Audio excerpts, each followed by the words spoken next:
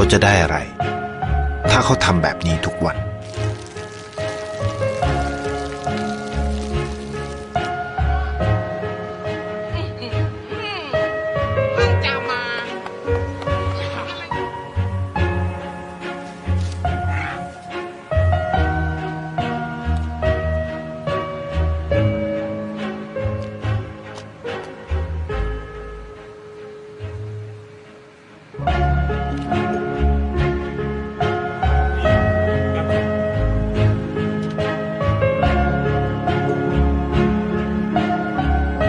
เขาจะไม่ได้อะไรเลยไม่ได้รวยขึ้นไม่ได้ออกทีวี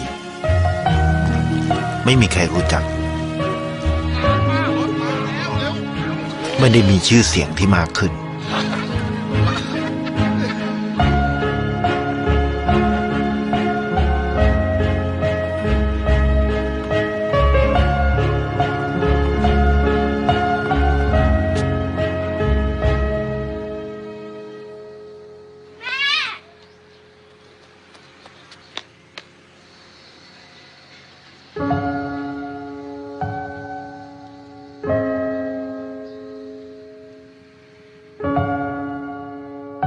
เพราะสิ่งที่เขาได้คือได้แค่ความรู้สึก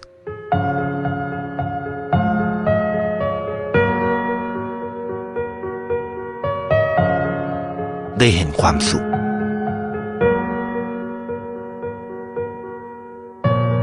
ได้เข้าใจ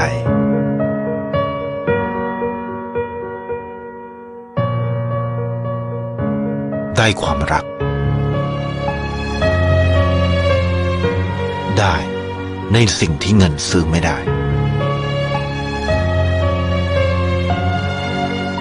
ได้โลกที่สวยงามกว่าเดิม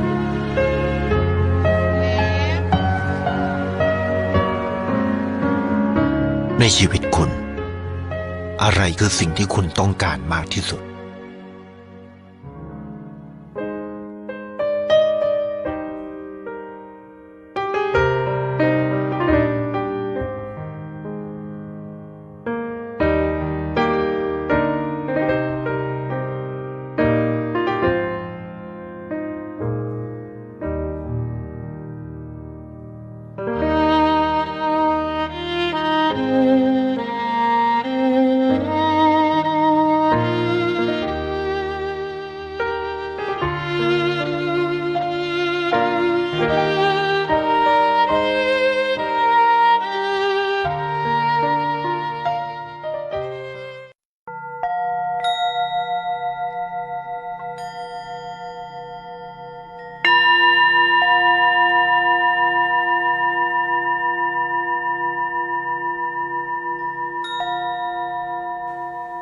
Muy buenos días a todos los participantes del 8º Congreso Internacional de Confenosis.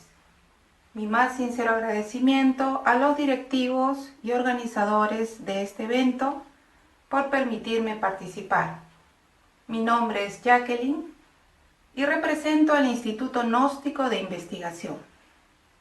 Como ustedes saben, vamos a compartir la conferencia sobre la ley el que da, recibe. Esta ley se expresa en la naturaleza, tal como debiera expresarse en nosotros, en nuestro comportamiento. De la misma forma que hemos visto en el video anterior, en que el protagonista manifiesta una personalidad con hábitos superiores. Su personalidad entonces es dar, servir, colaborar, ahí donde la ley lo ha ubicado.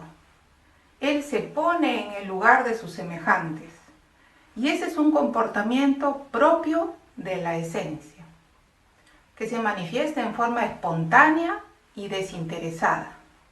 Y así como él es generoso con su entorno, con el prójimo, también deberíamos nosotros ser generosos con nuestra propia alma, es decir, dar para el alma. Trabajar psicológicamente para despertar nuestra conciencia y reactivar nuestras facultades latentes. Vamos a ver en la ley dos aspectos. El primero de ellos, el que da, recibe. Y cuanto más da, más recibe. Esto indica proporción entre el dar y recibir. Equilibrio. Es la medida justa y por eso expresa un comportamiento correcto, de tipo solar o natural. Y es lo más normal que cuando alguien recibe, de forma espontánea, uno retribuya. Eso indicaría que hay orden dentro de sí mismos.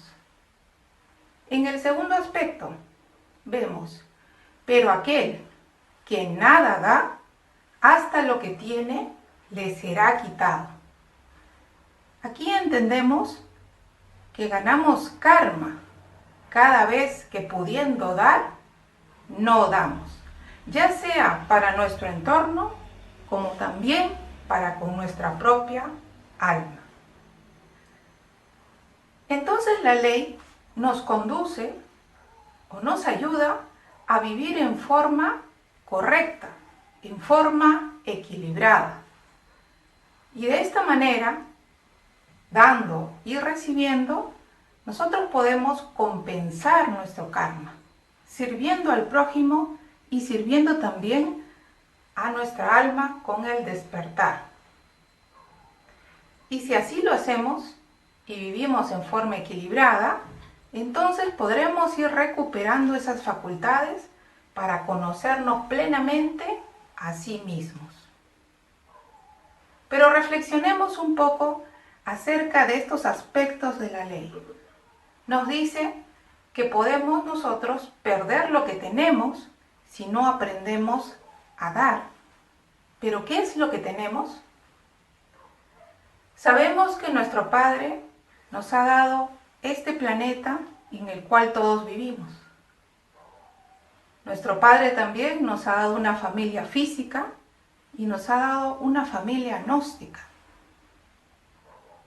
Además, tenemos un microcosmos con el potencial latente a desarrollar energías para el pensamiento, energías psíquicas para las emociones y energías volitivas. Esas energías pertenecen al alma y nosotros debiéramos trabajar con esas energías para recuperar nuestros átomos crísticos que pertenecen al alma. Así podríamos retribuir lo que actualmente hemos recibido. Pero si recordamos las enseñanzas del maestro Samael, muchas veces mencionó que las humanidades antiguas poseían múltiples facultades, como por ejemplo, que en la antigüedad ellos podían comunicarse directamente con los regentes de los planetas, que podían escuchar la música de las esferas y que también podían ellos ver más de 3 millones de tonalidades del color.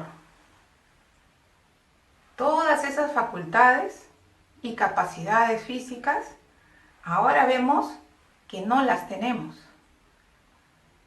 Si hablamos solo de la duración de la vida, en la Biblia tenemos un testimonio de que Matusalén vivió 900 años. Y en la actualidad, a duras penas si llegamos a 100 años. ¿Y en qué condiciones físicas? Por ello, si vamos nosotros recapitulando toda esta información y la traemos a nosotros a estos días, podemos darnos cuenta de que hemos ido perdiendo facultades y capacidades físicas y no nos hemos dado cuenta. Tal es así que podríamos comparar las capacidades de nuestros sentidos físicos como humanoides con las capacidades de los sentidos físicos de los animales. Y veremos las grandes diferencias. Pero para seguir ahondando y comprendiendo esta ley, vamos a ver la base bíblica en la que se fundamenta. Y la tenemos en Mateo 13, del 10 al 17, y pasaremos a verla a continuación.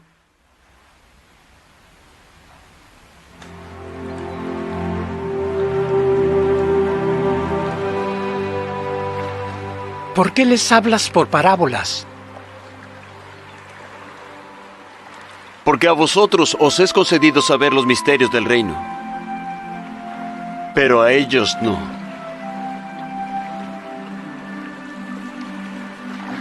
Porque a cualquiera que tiene se le dará y tendrá más abundancia. Pero al que no tiene, aun aquello que él tiene, le será quitado. Por eso les hablo por parábolas. Porque viendo ellos no ven. Y oyendo no oyen ni tampoco entienden. Así se cumple en ellos la profecía de Isaías que dice: de oído oiréis y no entenderéis. Y viendo vosotros veréis y no percibiréis.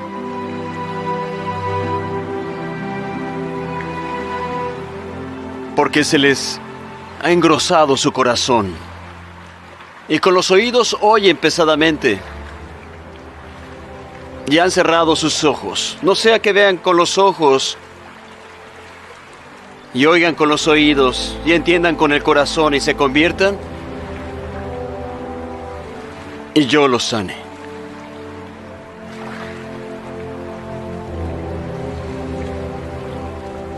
Pero bienaventurados vuestros ojos, porque ven, y vuestros oídos porque oyen. Porque de cierto os digo que muchos profetas y justos desearon ver aquellas cosas que vosotros veis, y no las vieron, y oír las cosas que oís y no las oyeron.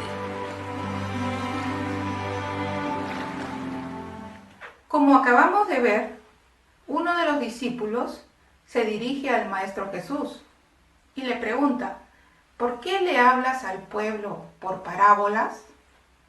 Y el Maestro Jesús les responde: porque a vosotros os es dado saber los misterios del reino de los cielos, mas a ellos no les es dado. Y aquí tenemos la respuesta. Es en el grado de discípulo que corresponde conocer los misterios del reino de los cielos. Pero ¿qué entendemos por discípulo? Discípulo es aquel que tiene continuidad de propósitos, debido a que su conciencia se encuentra despierta. Esta conciencia despierta le ayuda a tener inquietudes, le ayuda a tener iniciativas y voluntad. Y es ahí que el discípulo sabe dar y trabaja constantemente sobre su propia alma e investiga sobre la doctrina. Por eso él merece conocer los misterios.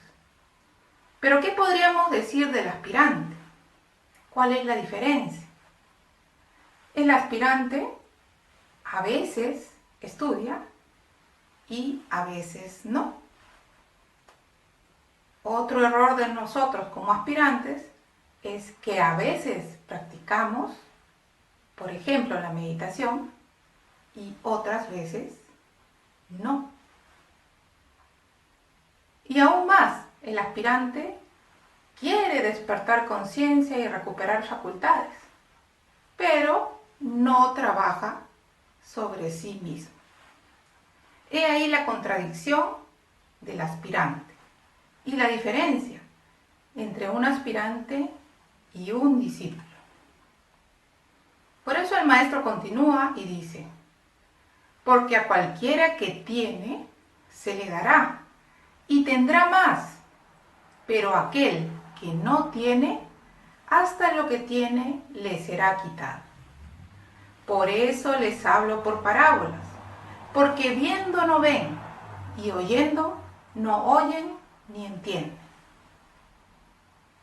¿Y por qué no oímos ni entendemos como aspirantes? porque lamentablemente nos hemos acostumbrado a recibir. Y nos gusta acumular conocimientos, acumular conferencias, acumular libros, y ese acumular nos hace creer que vamos bien por el camino. Entonces, como aspirantes, tenemos que romper ese molde de habernos acostumbrado siempre a recibir. Y tenemos que empezar a dar. Es más, a nosotros como aspirantes nos hace falta saber pedir. Porque cuando uno pide, tiene que ir de acuerdo a ley. Si uno pide, tiene que saber dar.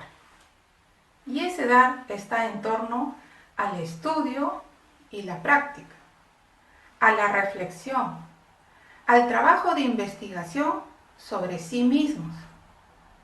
Y la mejor herramienta para investigarnos a sí mismos, ya la sabemos, es el trabajo de retrospección.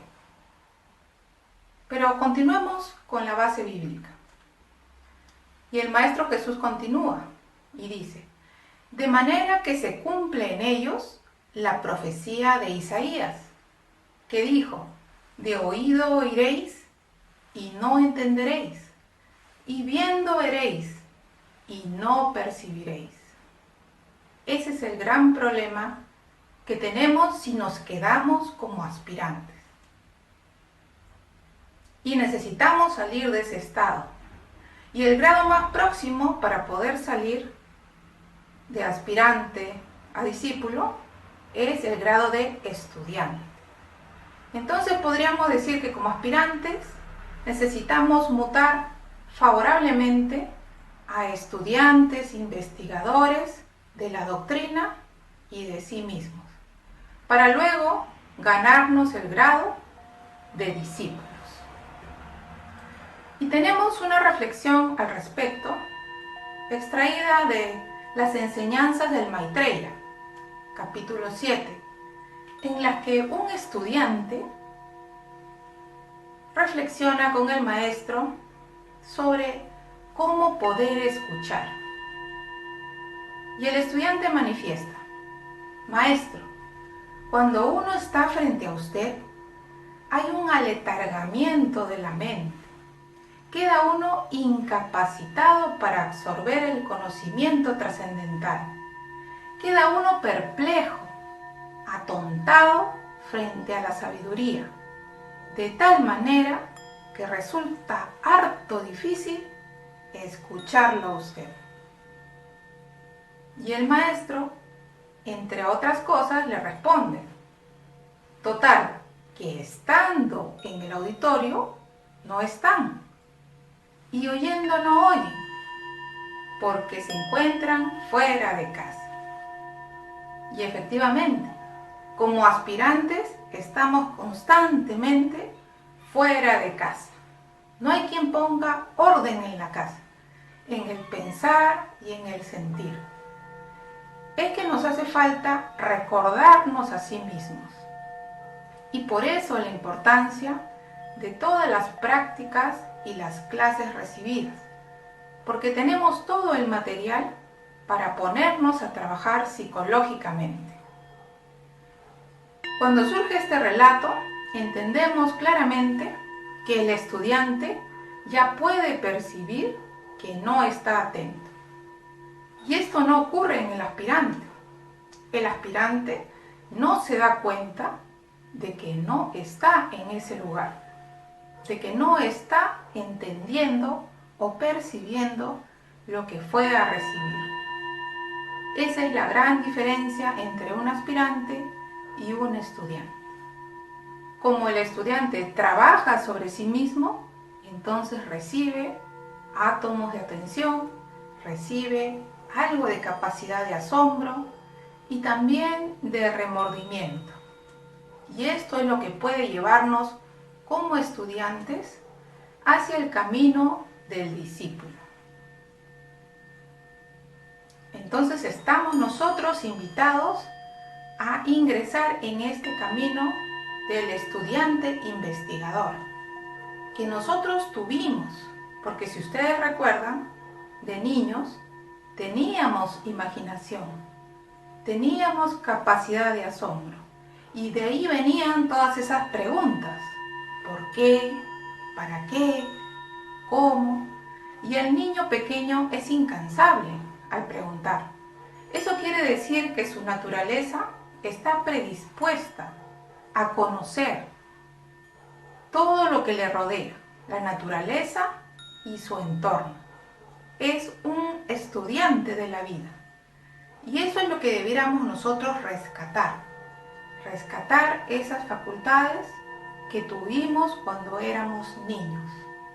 Y claro que se puede. Lo primero que tendríamos que hacer es analizar lo que nos mantiene en el olvido de sí. Y efectivamente vamos a encontrar una serie de leyes inferiores que condicionan nuestra vida. Y sobre todo, que nos hacen perder energías constantemente. Dentro de estas leyes inferiores tenemos la ley de entropía, la ley de encadenamiento y también tenemos la ley de gravedad en su aspecto inferior. La ley de gravedad, como su nombre lo dice, nos hace gravitar en torno a determinados efectos que cada quien tiene más marcados.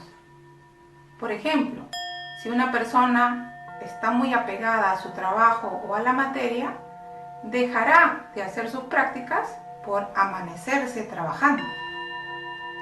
Si otra persona está muy apegada a su familia, pues dejará de hacer las prácticas o de estudiar para quedarse con la familia y compartir con ella. Otros defectos como los temores, el miedo al qué dirán si nos escuchan mantralizando o si nos ven practicando, y así hay un sinnúmero de defectos que cada quien deberá investigar en su naturaleza. Pero quisiéramos mencionar los hábitos inferiores que también condicionan la personalidad, porque justamente esta ley de gravedad actúa sobre nuestra personalidad. Y esos hábitos inferiores se repiten constantemente. Y en torno a las enseñanzas gnósticas, el hábito más frecuente que tenemos es el de estudiar mecánicamente. Cuando tomamos un libro del maestro, lo leemos, pero no estamos en casa, entonces no ponemos atención a lo que leemos. Y podemos avanzar página tras página sin percatarnos de que no estamos captando el mensaje. Por ello, cuando nosotros estudiamos, debiéramos aplicar pausas. Debiéramos reflexionar sobre cada párrafo que vamos leyendo. Y si fuera posible, preguntarnos qué nos ha causado mayor impresión de este párrafo. Y así podríamos continuar con las lecturas en forma reflexiva. De esa manera estaríamos comenzando a estudiar psicológicamente y ya no en forma mecánica. Un error muy frecuente también es un hábito inferior, el de querer memorizar para repetir e imitar. Esto pertenece a un pensamiento mecanicista, porque todo lo que tenemos almacenado en la memoria sirve finalmente para aceptar o rechazar. Y eso nos mantiene en un estado de mecanicidad terrible. Debiéramos más bien estudiar y reflexionar en una relajación profunda.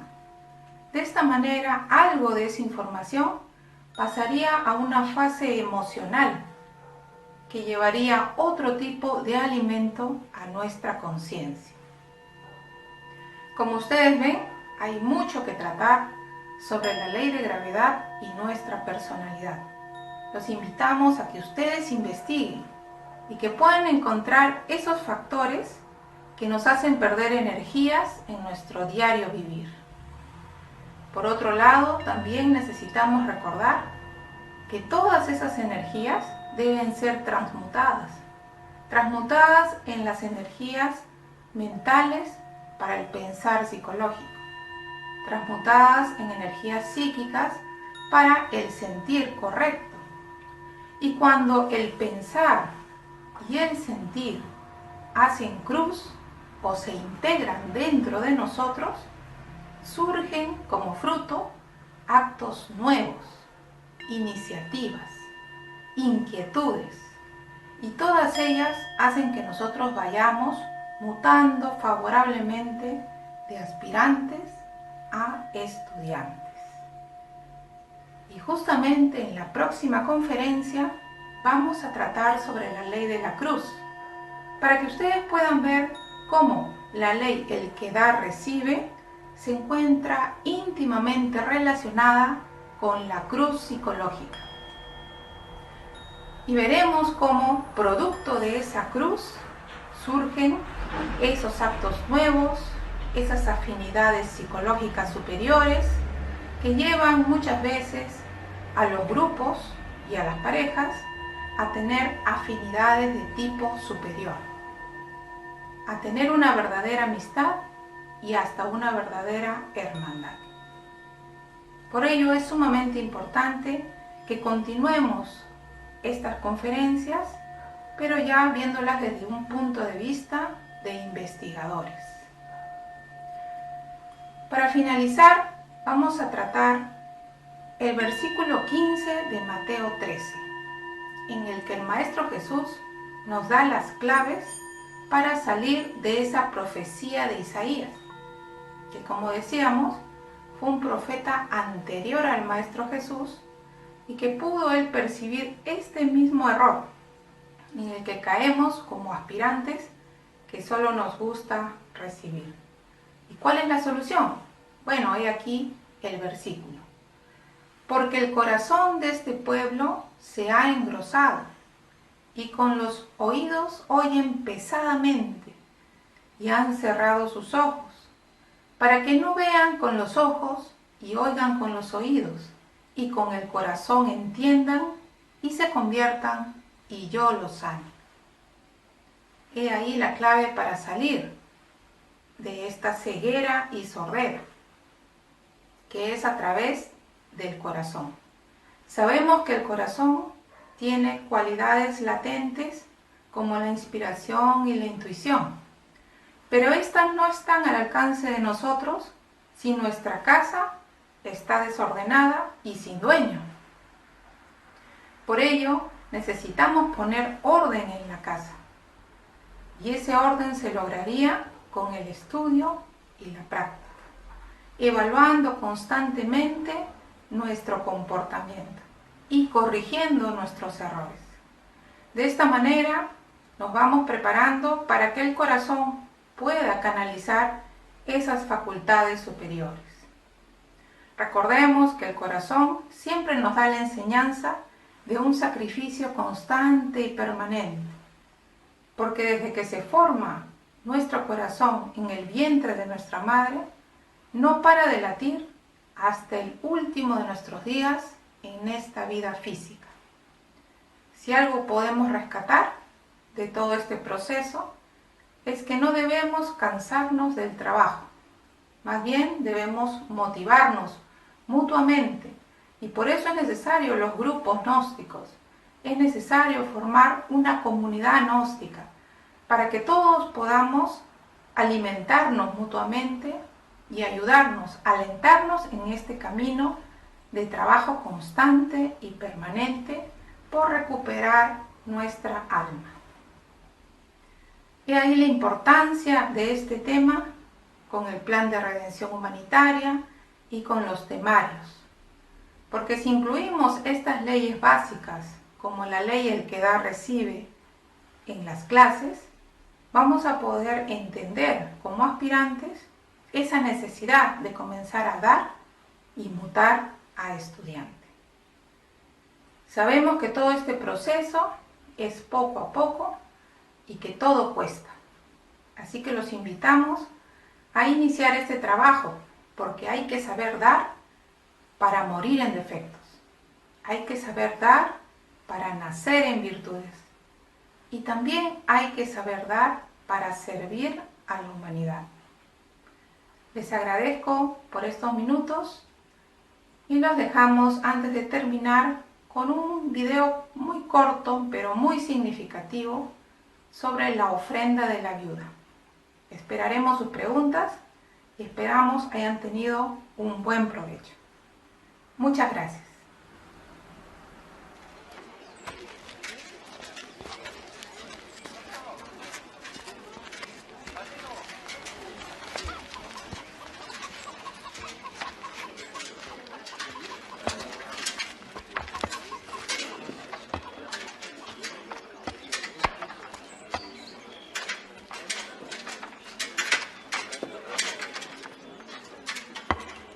En verdad os digo que esta viuda pobre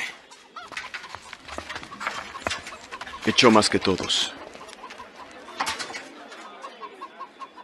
Porque todos estos, de lo que les sobra echaron, para las ofrendas de Dios, más ella, de su pobreza, echó todo el sustento que tenía.